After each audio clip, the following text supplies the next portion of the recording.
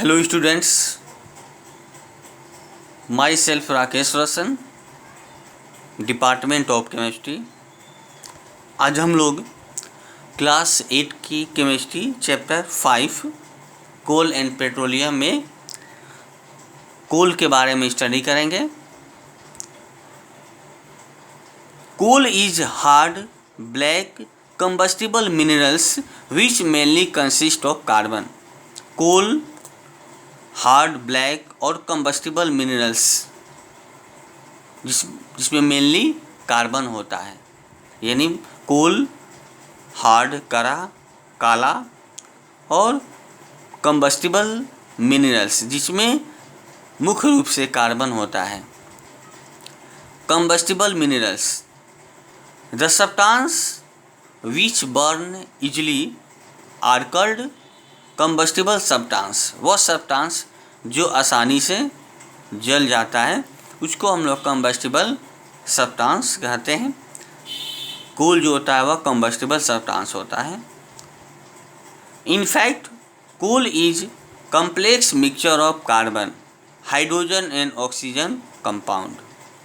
In fact coal जो है वह complex mixture of carbon hydrogen और ऑक्सीजन का कंपाउंड है। उसमें कुछ नाइट्रोजन, सल्फर और फास्फोरस भी पाया जाता है। It is found deep under the surface of the earth. ये अर्थ के सरफेस के नीचे पाया जाता है। It is one of the earliest fossil fuels to be used. ये प्रयोग किए जाने वाला सबसे अर्लीस्ट फॉसिल फ्यूल्स है। Next topics formation of coal. Coal का निर्माण। Coal was formed millions of years ago by the process of compression of plant and trees buried under the surface of the earth. Coal का formation लाखों वर्ष पहले plant और trees के अर्थ के surface के नीचे दब जाने से हुआ था। ऐसा माना जाता है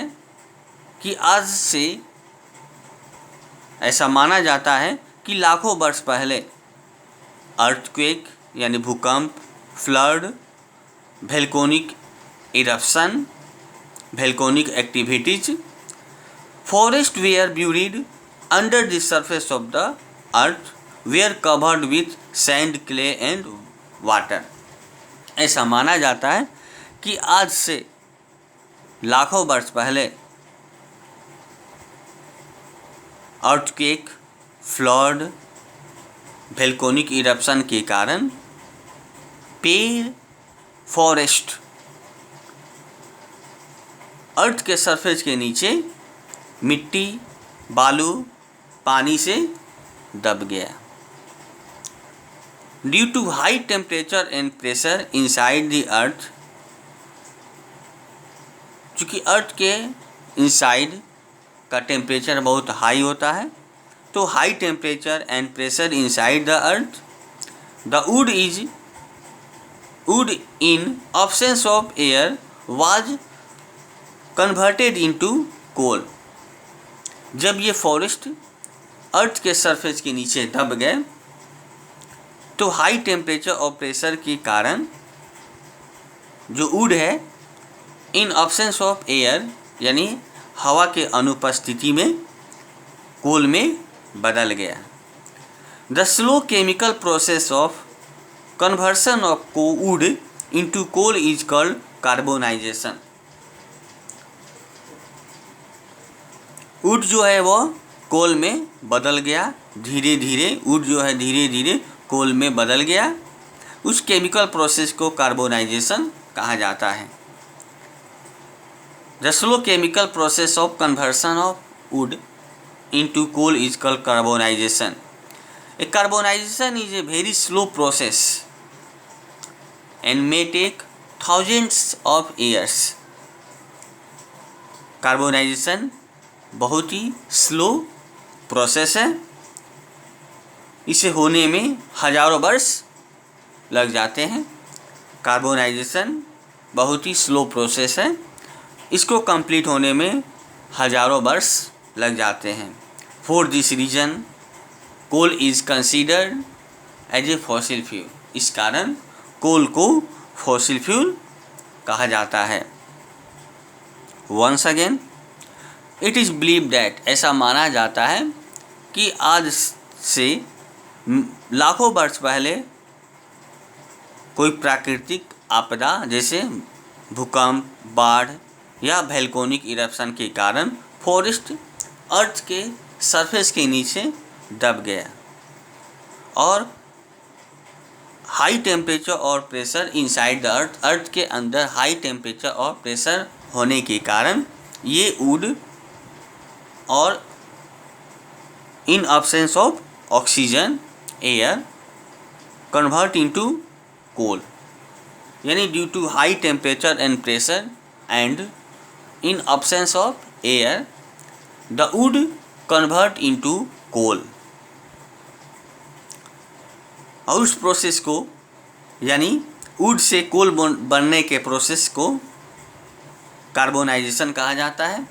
carbonisation is very slow process and may take thousands of years. इसे हजारों वर्ष लग जाते हैं, ये बहुत ही स्लो प्रोसेस है।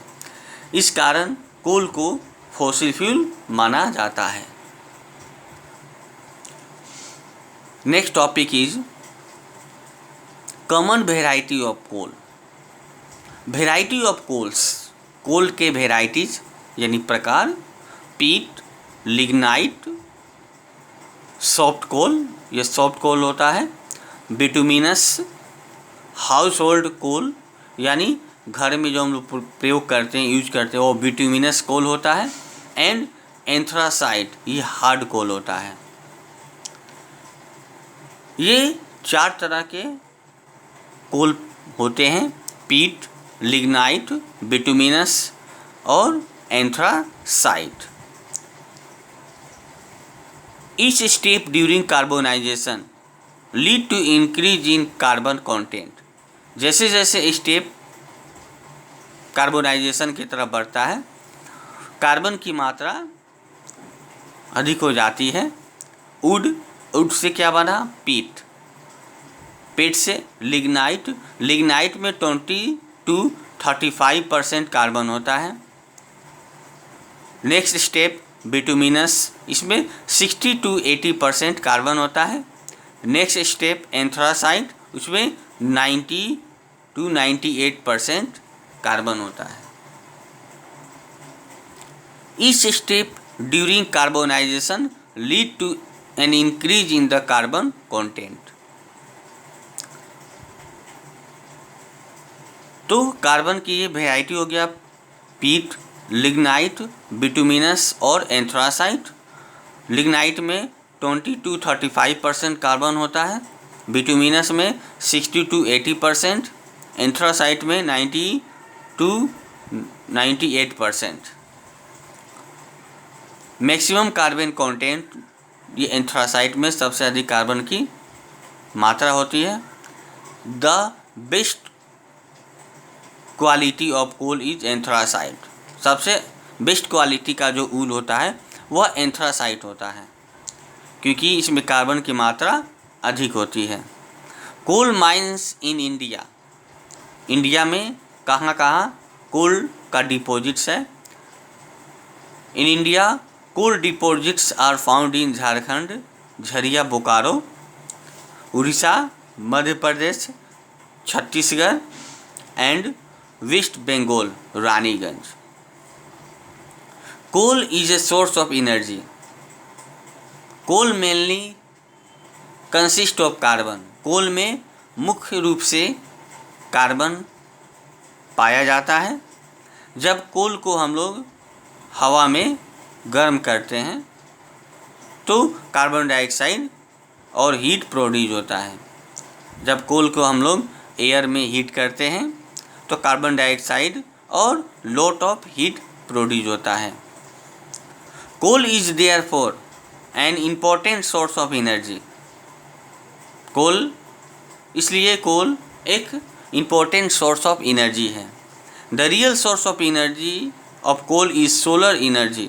कोल का जो रियल एनर्जी होता है वो सोलर एनर्जी होता है। Because plant and tree that got buried inside the earth, क्योंकि प्लांट और ट्री में जो एनर्जी मिलता है वह सन से मिलता है, जो अर्थ के सरफेस के अंदर दब जाता है और डिकम्पोज होकर कोल का फॉर्मेशन होता है। इसलिए the real source of energy of coal is solar energy, because plant and tree that got buried inside the earth decompose to form coal.